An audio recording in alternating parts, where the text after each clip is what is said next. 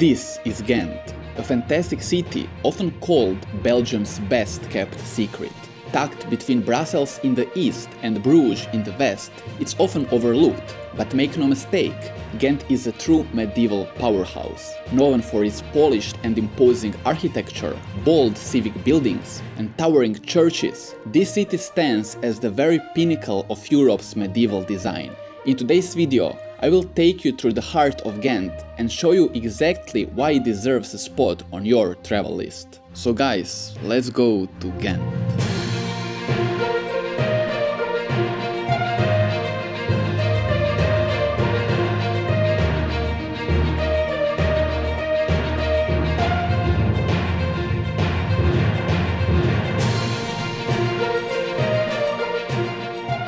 Once you come to Ghent, the number one place that you want to visit is St. Bavsplein Square.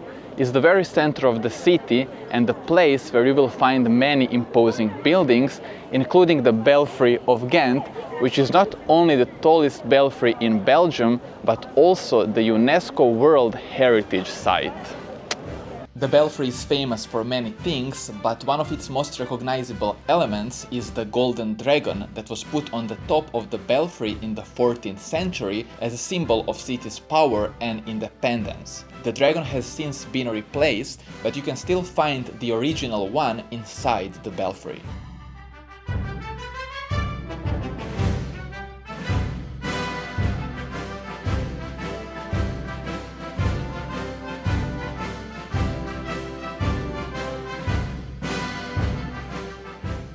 And just as it is case with any other belfry, you can climb to the top, which in this case stands at 91 meters, and get an amazing view of the city, including of our next attraction. And that attraction is St. Bavos Cathedral, the 10th century cathedral originally built in Romanesque style that went through major Gothic reconstruction between 14th and 16th century.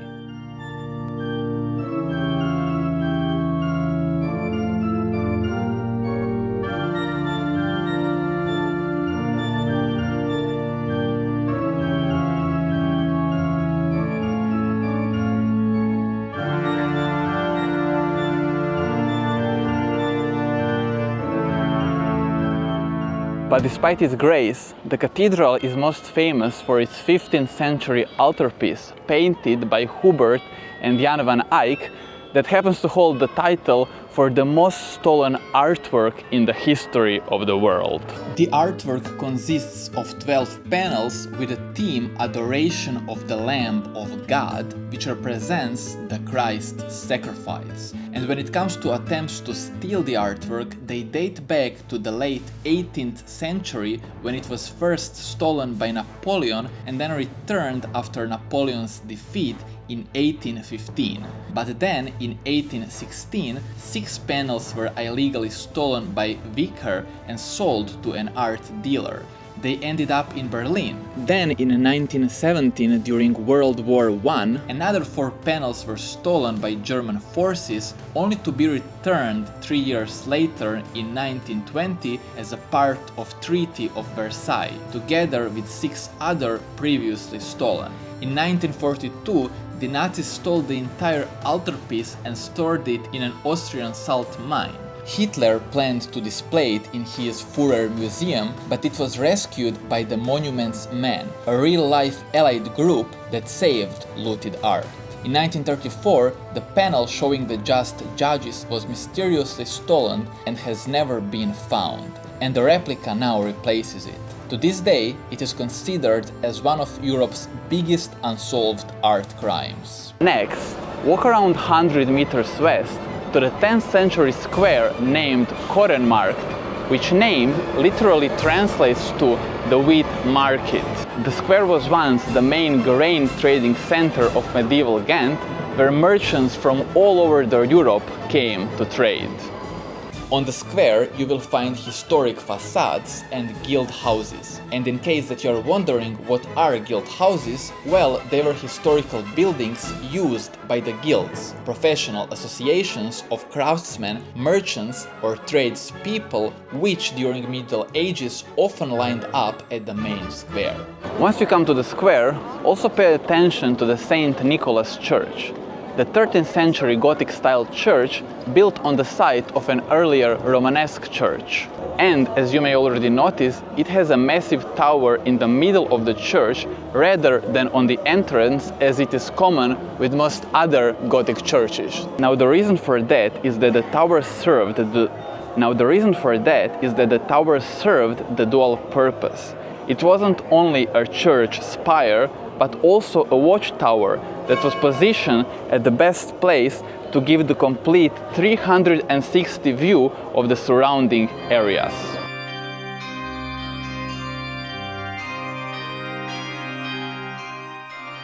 Still, once you get inside, you will find the classic Gothic cross layout and elements like pointer arches, columns and big windows. So you still get that classic medieval sense of stone and light aiming towards heaven. But I do have to notice that with the tower sitting over the crossing, the space does feel more open and elevated.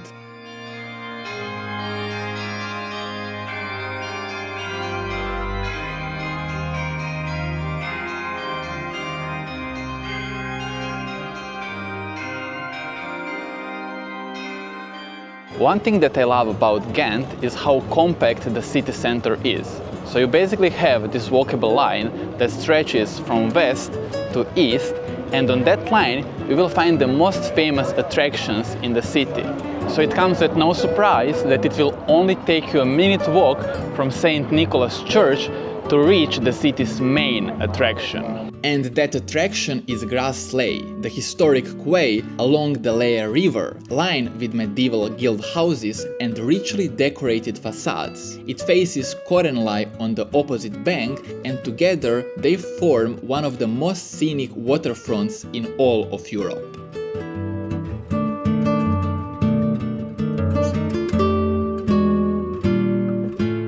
Now, some of the buildings you want to dedicate special attention to is number one, the one right there. That is the House of Free Boatmen.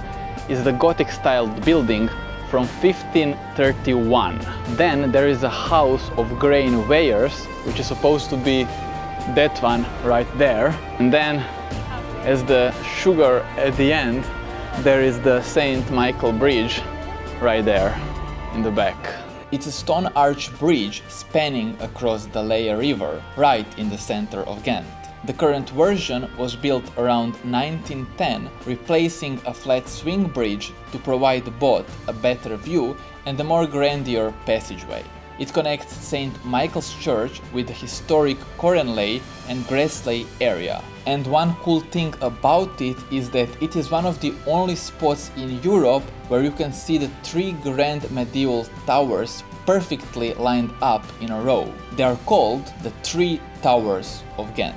Right across the bridge you will find St. Michael's Church, the 15th century church that unfortunately always gets overlooked because of St. Bavo's Church on the other side of the bridge, but make no mistake, this church is definitely worth your time and is worth a visit.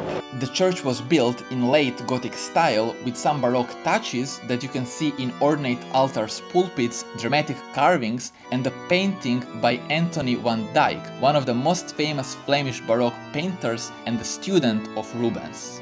The painting is called Christ on the Cross and was painted between 1627 and 1630.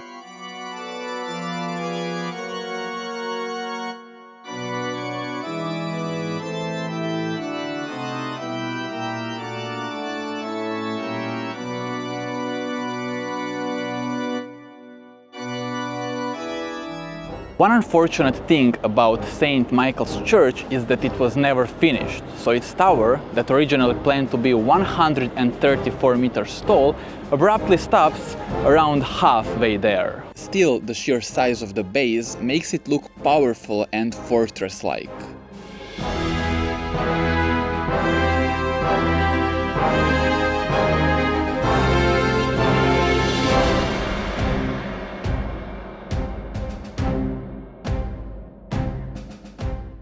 And that brings us to the Castle of Counts, probably the most iconic landmark in Ghent. The fortress was originally built in 1180 by Philip of Alsace, and it served a dual function as a military fortress and the count's residence. But its purpose changed multiple times through history, so it became courthouse in 14th century, then a prison until 18th century, and then in the 19th century it became the cotton factory. In the 19th century, the castle was in such bad conditions that there were even plans to demolish it. But eventually, the public pressure made the city of Ghent to rebuy the place and reconstruct it to match its original style and fashion. So today it is not only the Ghent's top attraction, but also one of the best preserved medieval fortresses in all of Europe.